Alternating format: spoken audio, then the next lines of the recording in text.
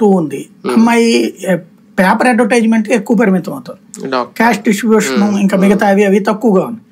ఇట్లాంటి సమస్యలు కొన్ని ఉన్నాయి వాళ్ళకి. అట్లాంటి చోట్లను ఇప్పుడు ఏవిఆర్ఎస్ సర్వేలు చేపిస్తున్నారు అనమాట. అంటే ఆ పేరుతో ఎవరినో మార్చడానికి చూస్తున్నారు. అంటే లేదా ఇప్పుడు వీళ్ళు 10 కోట్లు 15 కోట్లు ఖర్చు పెట్టడానికి సిద్ధపడితే అవతల వాళ్ళు అంతకంటే ఎక్కువ పెట్టడానికి సిద్ధం అయ్యి ఉండుంటే, అంతకంటే ఎక్కువ పెట్టే వాళ్ళు ఎవరైనా దొరికితే ఐవీఆర్ఎస్ సర్వే వంక పెట్టి తీసేయడానికి చూస్తున్నారు. ఏంటంటే ఇంకా మార్పులు భారీగా ఉండకపోవచ్చు కానీ 8 నుంచి 10 దాకా మార్పు చేర్పులు ఉంటాయి.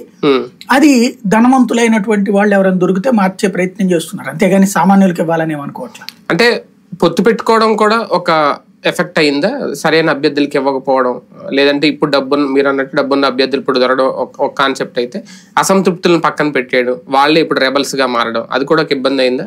అదేం లేదు, పొత్తు వలన సంబంధం కాదు, అది ఇంటర్నల్ గొడవే ఎక్కువ.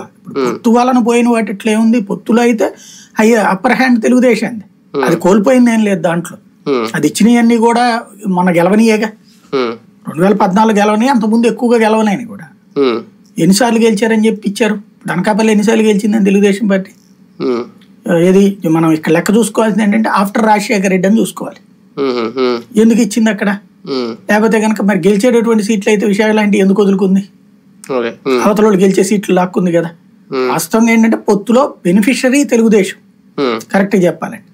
కానీ ఇక్కడ వాళ్ళ పార్టీలోనే ఇంటర్నల్ ఇష్యూనే సమస్య. ఇప్పుడు మార్పు చేర్పులు ఇప్పుడు రఘురామకృష్ణాదికి అకామిడేట్ చేయాలి కాబట్టి ఉన్న వాళ్ళని తీయాలి, అట్లాగే మిగతా